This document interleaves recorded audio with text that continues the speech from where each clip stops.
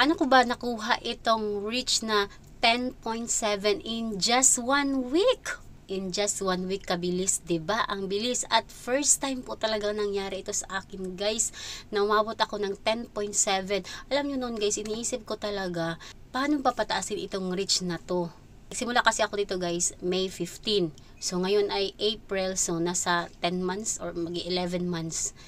Mag-11 months na ako dito. Ngayon lang ako nagkaroon ng reach na ganito kataas at kabilis.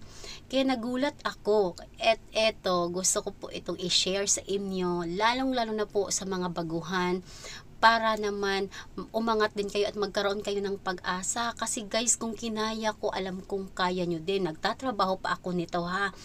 At mayroon din akong inaasikasong asawa at anak. Syempre, kailangan mong hatiin ang iyong oras, hindi lang puro lahat sa pagre-reels. Kasi syempre, may obligasyon tayo at kailangan nating pumasok araw-araw para magkaroon naman din tayo ng sweldo na ipapadala naman natin doon sa ating pamilya sa Pilipinas. Please, pakishare po ng videong ito kasi madami po kayong matutunan at pwede mo ding i-apply itong sinasabi ko dito na magamit mo para mapanatili mong berde ang iyong dashboard at posible ding tumaas ang iyong reach, kagaya ng nangyari po sa akin kapag ito ay sinunod mo lang ito ng maigi. Syempre guys, unang-una, kailangan mo talagang embrace itong ginagawa mo. Isa puso mo, isa isip mo, pati sa panaginip mo.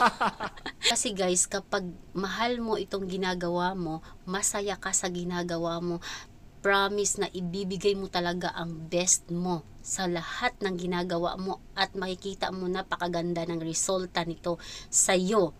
Ganun lang guys, i-enjoy mo lang. Wag mong isipin agad-agad po yung earnings. Kasi kapag earnings ang iniisip mo, kailan ka kikita, kailan ka sasahod, bakit malit ang kita, gaano kalaki, ay nako, hindi ka magtatagal, hihinto ka, kasi stress ka na, hindi ka pa nga nagsisimula na, stress ka na sa kakaisip ng mga ganyan. I-enjoy mo lang guys, kasi darating po talaga yan, kusa yan siyang darating kapag hindi ka po sumuko at nagpatuloy ka po talaga dito sa pagiging content creator or sa paggawa ng reels, kasi meron po talagang pera dito sa reels at nakasahod na po ako ng ilang beses.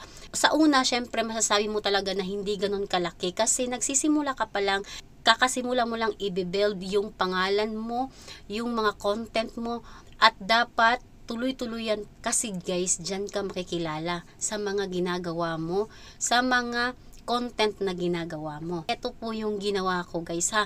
Nakuha ko siya in just 1 week lang itong reach na to. At the same guys, tumaas din po ang aking earnings. Yes, syempre pag tumaas ang iyong reach, ibig sabihin may mga video ka dyan na nagva-viral, may mga post ka dyan na nagva-viral. Meron po kasi akong post, alam nyo, napakalaking tulong po talaga ng text, quotes at mga pictures guys sa ating mga post, kasi isa po yan talaga sa nagpapataas ng ating reach. Ibig sabihin, nakakuha po tayo ng maraming followers dito, maraming nakakita sa atin dito, nare-reach tayo ng iba't ibang tao dahil sa ginagawa nating posting.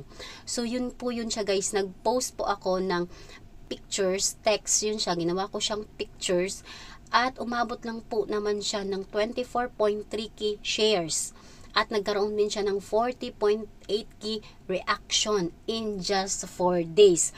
Dalawa lang po ang pinost ko sa linggo na ito. Ay, yung isa naman guys ay meron po siyang 18.3k shares at meron po siyang 34.k reaction in just 1 week. Kapag nakakakuha ka po ng ganyang mga shares kataas, umabot ng thousands shares and reaction, asahan mo pong magkakaroon ka talaga ng million sa iyong dashboard at mapanatili mo talagang birdie ang iyong dashboard. At plus pa guys, additional, nagkaroon po ako ng viral na video na hindi ko po inasahan. Bigla po siya guys at nagulat din ako kasi hindi ko talaga siya inaasahan na magkaroon ako ng million. Hindi lang 1 million, 3.3 million views po ang inabot niya ngayon nung na-record ko ang videong ito. 4 days ko lang po itong ginawa, nagkaroon na po siya ng 16k shares, 38.7k reaction at meron po siyang 3.3m views. Okay, syempre earnings niyan malaki din. Guys, napakalaking tulong po talaga nito guys. Kaya po nagkaroon po talaga ako ng 10.7M sa aking reach. At guys, take note ha, araw-araw po talaga ako nag-upload ng video. 3 to 4 kasi isa din po yan sa dahilan kaya mabilis ko din na-unlock ang aking weekly challenge. 2 days lang guys, 1 day, 2 days lang unlock ko ng aking weekly challenge kasi minimix ko yan lahat. Gumagawa ako ng reels, 3, tapos isang long form video or in-stream ads, or kapag wala akong in-stream ads, puro reels ang ginagawa ko. Ginagawa ko siyang 4. Tagpa 5 seconds lang guys, madali lang. Commending ka lang dyan at kung ano may gawin mo, tumawa ka lang dyan. Kahit anong video guys, lagyan mo lang siya ng mga text effects. Gandahan mo yung mga caption mo kasi dyan ka papanoorin nila. Babasahin niya ng iyong mga manonood guys. Tiwala lang. At maniwala ka guys kasi ito po talaga yung nangyayari. At syempre, maging humble ka po, wag lumaki yung ulo kapag lumaki na po ang iyong bahay.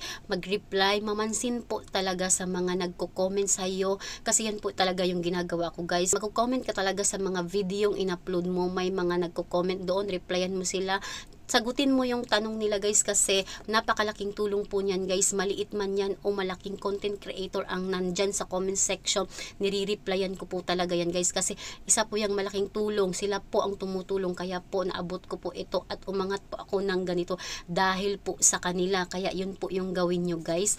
At syempre, tumulong ka na din sa paraan na alam mo at kaya mo. Follow for more.